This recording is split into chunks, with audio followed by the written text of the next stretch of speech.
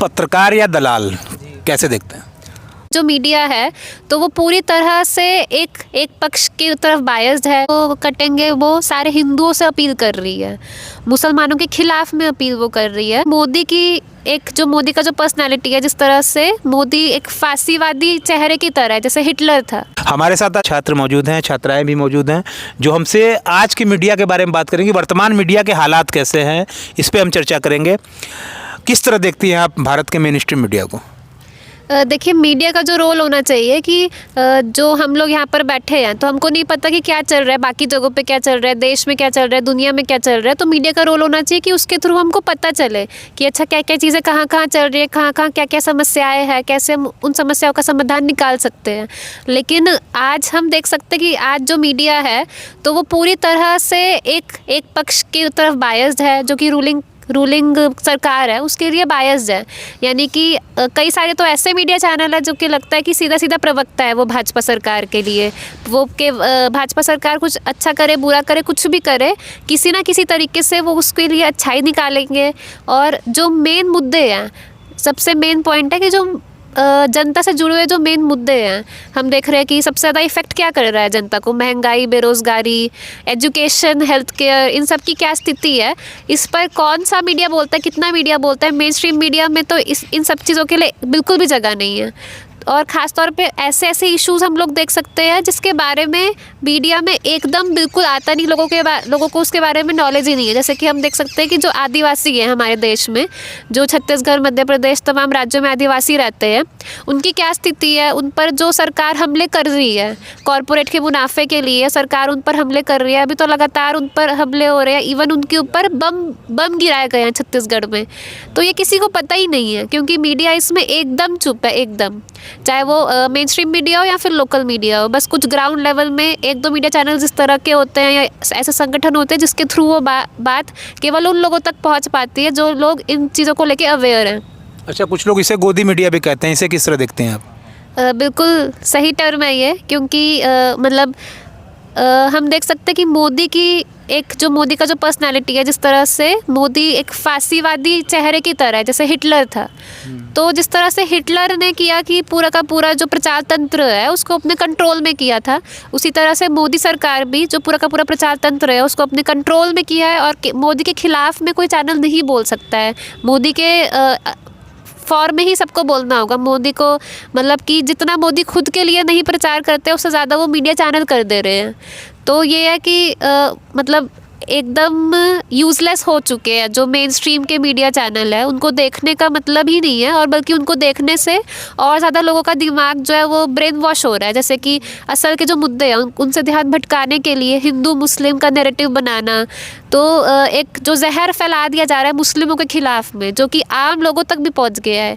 मतलब मोदी के आने से पहले आम लोगों के बीच में इतना ज़्यादा वो नहीं था, कम से कम इतना था कि आम लोग आपस में साथ में रहते थे।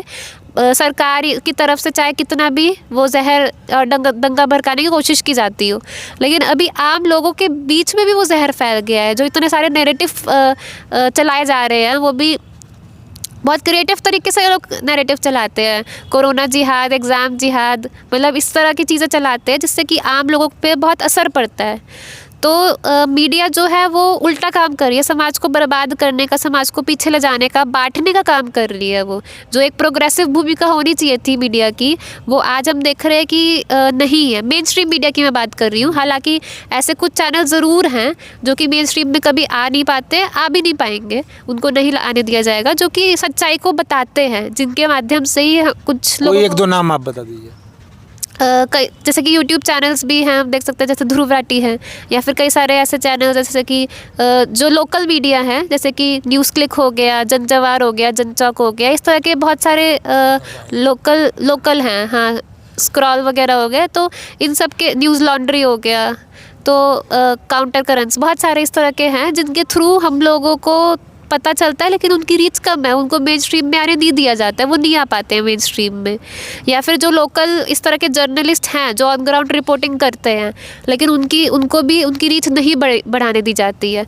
तो वही है कि आज ज़रूरत है कि जहाँ पे मतलब जो भी लोग दलाली कर रहे हैं सरकार की, जो इस तरह के मीडिया चैनल है उनको सरकार पैसा दे रही है, तो पैसा उनके लिए ज़रूरी है, लेकिन उसका जो इम्पैक्ट है, जो लाखों लाखों लोगों के दिमाग में वो जहर भर रहे हैं, मिस इन्फॉर्मेशन भर रहे हैं, जिसकी वजह से दंगे भड़क रहे हैं, लोगों की जाने जा रही है, और जो मेन इश्यूज़ है उस पर नहीं लोग देख पा रहे हैं, तो वो ये नहीं देख रहे कि उनके प्रॉफिट के कारण कितने लोगों पे असर पड़ रहा है। तो उसको हमको समझने की ज़रूरत है, और इस तरह के जो ऑल्टरनेटिव मीडिया है जो कि सच्चाई को बता रहे हैं, लोगों के मेन इश्यूज़ को उठा रहे हैं, उनको प्रमोट करने की ज़रूरत है।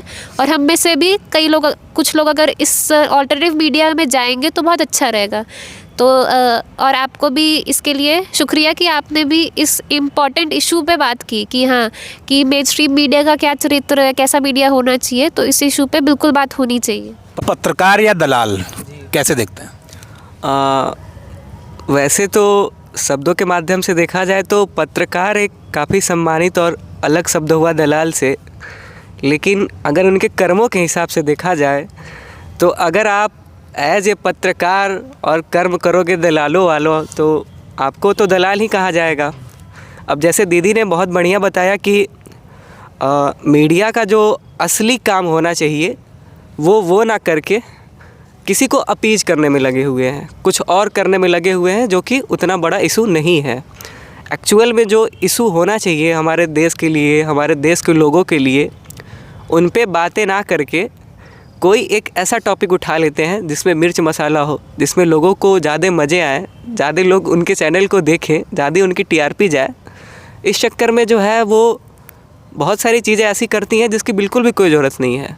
अब कोई एक छोटी सी बात है, उसको लेके 4 पैनलिस्ट बुला के 2-2 ढाई घंटे तक उस पर फालतू का डिबेट कराना, मुझे तो ये दर्शक टीआरपी देते हैं तो दर्शक भी तो जिम्मेदार हुए। दर्शक भी जिम्मेदार हैं। उसके पीछे का रीज़न ये है कि दर्शक में वो भी जो है वो कहीं ना कहीं उस तरीके से नहीं सोच पाते हैं कि हमारे लिए अच्छा क्या है, बुरा क्या है। जैसे अगर कोई एक छोटा बच्चा है, उसको अपने बारे में कोई नॉलेज नहीं है, तो स्टार्टिंग से ही उसे जो चीज़ें बताई जाएंगी उसे लगेगा कि नहीं यही सही है भाई और कुछ सही नहीं है। जैसे अगर आप पहले से टीवी देख रहे हो और टीवी में जब भी देखते हो 10 चैनल्स हैं और आप 10 पे जाते हो और वही कूड़ा कचरा देखते हो, तो आपको लगेगा कि नहीं यही असली जीवन है, यही इम्पॉर्टेंट मुद्दा है। इस चैनल पे, उस चैनल पे, इस चैनल पे, सब पे तो यही चल रहा है, यानी कि यही इम्पॉर्टेंट है। और फिर दर्शक भी आज के टाइम पे क्या है कि हम बहुत अनेबल है इस चीज़ में डिफ्रेंशिएट कर पाने में कि क्या सही है और क्या गलत है। एक टर्म होता है कि कोई चीज़ें एकदम या तो ब्लैक है या तो वाइट है, लेकिन फिर बोला जाता है कि एक बीच का ग्रे होता है। हमको तो लगता है कि अब वो ग्रे समझ पाना भी काफ़ी मुश्किल है, कुछ और ही हो गया है आज के टाइम पे। आपकी क्या राय है, आप क्या सोचते हैं? मेरा यही कहना था कि जैसा कि पकड़ के बोलिए, आप दूर हैं। हाँ। जैसा कि साथी ने और भाई ने बताया, लगभग बातें सही बताई, लेकिन मैं बात से सहमत हूँ। लेकिन जैसा कि इन्होंने क्लियर किया कि दर्शक जिम्मेदार हैं, लेकिन नहीं, जो बोल रहे थे उससे पता चलता है कि दर्शक जिम्मेदार नहीं है। दर्शक को वैसा दिखाया जाता है।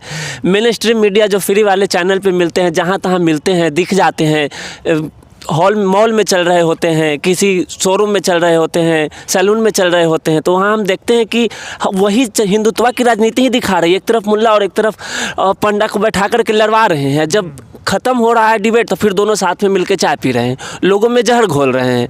लेकिन ये दिया जा रहा है उनको, उनका माइंडसेट गढ़ा जा रहा है। इसको कल्चरल परिवर्तन वो लोग कर रहे हैं, एक दूसरे के खिलाफ हिंसा भड़का रहे हैं। अब बात रहा मीडिया के चरित्र का, तो वो तो बिक चुकी है, सीधा सीधा पता चलता है। और ग्रे अब बचा नहीं। भाई अपने बोला, जो लोग देखते हैं अब ब्लैक और वाइट दिखने लगा है कि जो वहाँ भी प्रोटेस्ट हो रहा था इलाहाबाद में, उस पर कितने मीडिया ने कवर किया। दिख रहा है कि मणिपुर में जो हिंसा हो रहा है उसको कितना मीडिया ने कवर किया, जगह दिया। दिख रहा है कि सोनम वांगचू जो प्रोटेस्ट किए उतना दिन आज भी बैठे हुए होंगे, कितना मीडिया ने कवर किया। दिख रहा है कि बस्तर में जो आदिवासियों पे गोले बारूद बम गिराए जाते हैं, कितना मीडिया ने कवर किया, क्या बताया। दिख रहा है कि जब किसान दिल्ली बॉर्डर पे गए तो वहाँ उनके साथ क्या स्थिति हुई। ये सब चीज़ साफ साफ दिख रहा है। विद्यार्थी बेरोजगार है, 30 करोड़ से ज़्यादा पढ़ा लिखा विद्यार्थी बेरोजगार है। ये आंकड़ा पार कर चुका है, कुछ दिन पहले का डाटा है। लगभग 30 लाख से ज़्यादा सीट है। BBC का भाजपा के नेता कहते हैं जो योग्य नहीं है वही बेरोजगार है, जो योग्य है वो बेरोजगार नहीं है। अब सीट भाजपा के बड़े बड़े नेता कहते हैं। भाजपा के बड़े बड़े नेता कहते हैं उनको नहीं पता है कि स्टूडेंट का दर्द क्या है। वो कभी लाइब्रेरी में 8 घंटा नहीं बैठे हैं। जब गुंडे राजनीति में जाएंगे, जिन पे 59 केस हो, वो जब राजनीति में आएंगे, अपना केस खाली करवाएंगे, वो कभी स्टूडेंट बन के देखे नहीं, पढ़े नहीं, मतलब और डिग्री कहीं से खरीद के ले आए। जैसे कि प्रधानमंत्री को डिग्री दिखाने के लिए बोला गया था, तो वो प्रिंटेड डिग्री दिखाएं, जिस समय प्रिंटर ही नहीं भारत में था। ठीक है, तो ये सब चीज़ क्या बताता है कि खुद पढ़े लिखे नहीं है और विद्यार्थी को बता रहे हैं कि एबल नहीं है। एबल कितना विद्यार्थी एबल नहीं है जो 8 घंटे लाइब्रेरी में बैठे रहते हैं। हमारे साथ ही हम लोग जो पढ़ते हैं बोल देते हैं एबल नहीं है, एग्ज़ाम निकाल करके यहाँ आते हैं, कितना धांधली होता है, हर लगभग पेपर लीक हो जाता है। अब बोलते हैं कि एबल नहीं है। अभी पेपर लीक की बात करें तो कितना पेपर लीक हुआ, यूपीपी का हुआ, RO का हुआ था, मतलब यूपीपीएससी प्री का हुआ था, फिर नेट का हुआ, नीट का हुआ, CUET का हुआ, लगभग सभी पेपर। बिहार के BPSC के कुछ दिन पहले 2-3 साल पहले पेपर लीक हो गए। अब इतने बड़े बड़े पेपर लीक हो जा रहे हैं और कह रहे हैं कि स्टूडेंट नहीं पढ़ रहे हैं, जॉब देने का मन नहीं है, वैकेंसी खाली है लेकिन निकाल नहीं रहे हैं। तो जो नेता कह रहे हैं वो या तो पढ़े लिखे नहीं हैं या फिर उनको समझ नहीं है कि विद्यार्थी कितना मेहनत करते हैं। उनको सिर्फ और सिर्फ अपनी राजनीति करनी है, हिंदुत्व की राजनीति करनी है, जहर घोलना है और मतलब एक बड़े समूह को दूसरे समूह के खिलाफ खड़ा करना है। जैसे अभी मोदी जी का स्टेटमेंट आया झारखंड इलेक्शन पे, तो सेफ रहेंगे। एक रहेंगे तो नहीं, हाँ एक रहेंगे तो सेफ रहेंगे। एक थे अभी इलाहाबाद के स्टूडेंट, सेफ रहे स्टूडेंट, लेकिन वही जब सभी हिंदू मुस्लिम सिख ईसाई सब जब एक रहेंगे तभी नेता का कान खींचेंगे। लेकिन नेता बांटना चाहते हैं इसको कह करके, एक रहेंगे तो सेफ रहेंगे। अभी झारखंड में भी बोले रोटी बेटी, जब शासन रोटी बेटी छीन रहा है, कांग्रेस को ब्लेम किए। मैं कांग्रेस का दलाल नहीं हूँ, लेकिन जो ओपोनेंट में है उस पर ब्लेम लगा रहे हैं, जबकि 10-11 सालों से शासन आप कर रहे हैं। जब 10-11 साल कांग्रेस उतना दिन से थी, गलतियां की, हम इसको एक्सेप्ट करते हैं, उसको हम हटाएं इसलिए कि आप आके कुछ कीजिएगा, लेकिन आप और उससे बदतर स्थिति कर दिए, उल्टे ब्लेम उस पर डाल रहे हैं और ऊपर से कह रहे हैं कि रोटी बेटी सेफ नहीं है। अभी IIT में जो गर्ल्स के साथ घटना हुआ, तीनों के तीनों BJP IT सेल के लोग थे। IIT की जो अभी BA चुकी है घटना, रेपिस्ट थे, वो तीनों के तीनों BJP IT सेल के थे और उल्टे ब्लेम करते हैं किस पे कि वो हमारी रोटी बेटी छीन रहे हैं कुछ। और जो 2024 का इलेक्शन था अभी लोकसभा का, उसमें बोल रहे थे कि भैंस छीन के ले जाएगी, ये करेगी वो करेगी। ये सब नैरेटिव है सिर्फ और सिर्फ बांटने के लिए। भाषा का स्तर प्रधानमंत्री का कहीं ना कहीं आपके हिसाब से खराब हुआ है, जो प्रधानमंत्री के भाषा का स्तर है बहुत खराब है। हाँ। प्रधानमंत्री होकर के दीजिए प्रधानमंत्री होकर के जो एक पर एक स्टेटमेंट देते हैं उसको सुनिए। एक स्टेटमेंट में बोलते हैं जनता को लुभाने के लिए, जो गुजरात चेतक थी उसकी माँ गुजराती थी। ये हमारे प्रधानमंत्री का स्टेटमेंट है, ठीक है। तो इस स्तर की स्टेटमेंट देने वाले प्रधानमंत्री तो नहीं हो सकते। 2AB भी कनाडा में कर दिए थे, मैं तो हाँ, एक्स्ट्रा 2AB कहाँ से आया? अब तो ये प्रधानमंत्री लुभाने के लिए देते हैं, लेकिन एक प्रधानमंत्री कैसा होना चाहिए, एक मॉडल होना चाहिए, वैसा उनमें नहीं है। सांसद भी हैं यहाँ के। सांसद, हाँ यही तो बोले, यहाँ के सांसद मोदी जी हैं और मुख्यमंत्री योगी जी हैं। और उनके राज्य में इलाहाबाद में इतना बड़ा प्रोटेस्ट हुआ, उनके गढ़ में उन्हीं के लोग IIT के गर्ल्स के साथ रेप करते हैं। तो ये उन्हीं के संसदीय क्षेत्र है, उन्हीं के संसदीय क्षेत्र की यूनिवर्सिटी है। आखिरी सवाल मैं आपसे ही लूँगा कि बटेंगे तो कटेंगे जैसे बयान भी आते हैं, एक रहेंगे तो सेफ रहेंगे, ये सब क्या सरकार किधर इशारा कर रही है? मतलब ये साफ तौर पे बोलना चाहती है कि बटेंगे तो कटेंगे, वो सारे हिंदुओं से अपील कर रही है, मुसलमानों के खिलाफ में अपील वो कर रही है। वो बोल रही है कि मुसलमान जो है वो आपको काटने के लिए आ रहे हैं, तो सारे हिंदुओं को साथ में आना है। तो इसमें 2 चीज़ें हैं, एक तो मुसलमानों को जो दुश्मन दिखाया जा रहा है पूरी तरीके से कि वो दुश्मन है, वो बाहर के हैं, ये जो पूरा नैरेटिव बनाया गया है उनके खिलाफ में, तो ये पूरी तरीके से गलत है। और इसके खिलाफ में हमको मतलब इवन लीगल एक्शन उनके खिलाफ में होना चाहिए, उनको जेल में होना चाहिए सारे स्टेटमेंट्स के कारण, जो ये स्टेटमेंट्स वो पूरा दे रहे हैं। दूसरा कि जो बोल रहे हैं कि हिंदुओं को अपील कर रहे हैं वो कि बटेंगे, बटना नहीं है। तो हिंदू में बहुत सारी जातियां हैं, वो सब जो दलित हैं, जिनको आप खुद अछूत मानते हो, जिनके साथ खुद आप आपकी पार्टी के लोग डिस्क्रिमिनेशन करते हैं, आज तक डिस्क्रिमिनेशन हो रहा है, उसके खिलाफ में कभी आपने आवाज़ नहीं, कभी जो भी केसेस होते हैं उसके ऊपर कभी एक्शन नहीं लिया। तो जो खुद जातिवादी पार्टी है, जो खुद पूरी तरीके से जिसमें सो कॉल्ड अपर कास्ट भरे हुए हैं, उन्हीं को ही पद मिल रहे हैं, और आप अगर किसी को दे भी रहे हो तो केवल जातिगत राजनीति करने के लिए किसी को पद बस नाम के लिए दे देते हो। तो जिनका खुद ब्राह्मणवादी पूरा चरित्र है वो बोल रही है कि सारे हिंदुओं को साथ में आना है। तो जब मुस्लिम के खिलाफ लड़ना है तो सारे हिंदुओं को साथ में वो लाती है, लेकिन जब मुस्लिम के खिलाफ नहीं लड़ना है तब फिर वो जातिगत भेदभाव करती है। तो ये नारा जो है वो पूरी तरह बरगलाने का नारा है आम लोगों को, और उसके बहकावे में नहीं आना चाहिए, और इसको टक्कर भी दी है लोगों 3 राज्यों के रिजल्ट कल आ रहे हैं, क्या कहेंगे? रिजल्ट आ रहे हैं तो उसमें मतलब इस पर मैं बोलता हूँ। हाँ, तो मतलब इसमें एक तो ये है कि जिस तरह से इलेक्शन हो रहे हैं उस पर मुझको एक चीज़ बोलनी थी कि जो इलेक्शन हो रहे हैं वो पूरी तरीके से अनडेमोक्रेटिक तरीके से हो रहे हैं, बहुत जगहों पे ज़बरदस्ती तरीके से हो रहे हैं, धांधली हो रही है। जैसे कि यहाँ पर इवन जब लोकसभा का चुनाव हुआ तब भी बहुत जगहों पे इंसिडेंट आया था ये कि किस तरह से जो मुस्लिम वोटर्स हैं उनको रोका गया। अभी इस बार भी ये हुआ कि यूपी में जो उपचुनाव है उसमें कई जगहों पे ये कंप्लेंट आई है कि पुलिस को ऑर्डर मिले थे, उन्होंने रिवॉल्वर दिखा के मुस्लिम महिलाओं को रोका है।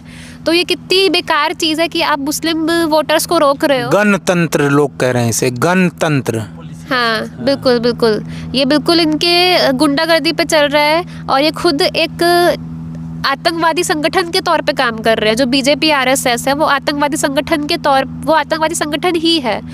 तो मतलब पूरी तरीके से जैसे यूपी में हम देख सकते हैं कि बहुत सारे इनकाउंटर हुए हैं लोगों के, जेल के अंदर पुलिस कस्टडी में इनकाउंटर हुए हैं, यानी कि पुलिस कस्टडी में पकड़ के लोगों को मार दिया जा रहा है।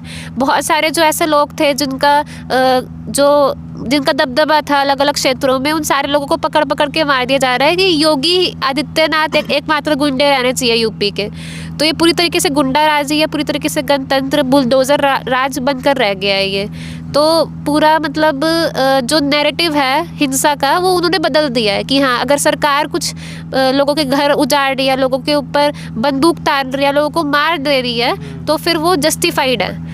और लेकिन जो लोग हैं जो अपने हक अधिकार के लिए आवाज़ उठा रहे हैं, इसके खिलाफ में बोल रहे हैं, तो उनको वो दिखा दे रही है कि वो लोग टेररिस्ट हैं, उनको टेररिस्ट केसेस में फंसा दे रही है, उनके यहाँ पे रेड करा दे रही है। खुद हम लोग का ऑर्गेनाइजेशन है BHU में भगत सिंह स्टूडेंट्स मोर्चा, हमारे ऑर्गेनाइजेशन पर NIA ने रेड की है। क्यों रेड की है? क्योंकि हम भी सरकार के खिलाफ में डट कर बोलते हैं हमेशा, और जो भी गलत नीति है उसके खिलाफ बोलते हैं। NIA ने रेड की, तमाम मीडिया वालों ने छापा कि इनके यहाँ पे माओवादी साहित्य मिला। एक मीडिया वाले ने छापा कि इनके लैपटॉप में एक फोल्डर था आंदोलन के नाम से जिसमें सारे आंदोलनकारियों के नाम थे, और ये पूरा का पूरा फैक्चुअली झूठ है। कोई कुछ अगर ऐसा मिला, कोई अगर सबूत मिला होता तो फिर उसके ऊपर कुछ केस बनाती वो, तो ऐसा कुछ भी नहीं मिला। जो वो लेके गई थी हमारी पत्रिकाएं जो हम लोग बेचते हैं पब्लिकली, वो सारी पत्रिकाएं वो लेके गए। तो ये मतलब एक पूरा नैरेटिव बनाया गया हमारे खिलाफ में। इवन बनारस में लोगों के अंदर वो नैरेटिव बनाया गया कि हम लोगों के यहाँ पे कुछ मिला है, कई लोगों को लगा कि हमारे यहाँ पे बंदूक मिली है, तो वो सारी अफवाह फैलाई गई मीडिया के द्वारा। तो उसमें मतलब जो बोलना चाह रही थी कि इस तरह के जो एजेंसी NIA वगैरह उसको यूज़ करके जो भी अपोजिशन है, चाहे वो अपोजिशन पॉलिटिकल पार्टी हो, चाहे वो अपोजिशन ज़मीन पर लड़ने वाले लोग हो, चाहे वो अपोजिशन स्टूडेंट्स ही क्यों ना हो, उन पर ये हमला करवा रही है, अटैक करा रही है, NIA CBI ED का रेड करवा रही है। तो ये मतलब जो डेमोक्रेसी बोला जाता है वो कुछ नहीं रह गई है, वो केवल नाम की रह गई है। डेमोक्रेसी अब नहीं है कि आप नहीं बोल सकते उनके खिलाफ में, आपको कुचल दिया जाएगा। तो ये थे हमारे साथ BHU के कुछ छात्र जो अपनी बात रख रहे थे। रिपब्लिक हिंदुस्तान के लिए जितेंद्र यादव, वाराणसी से। धन्यवाद।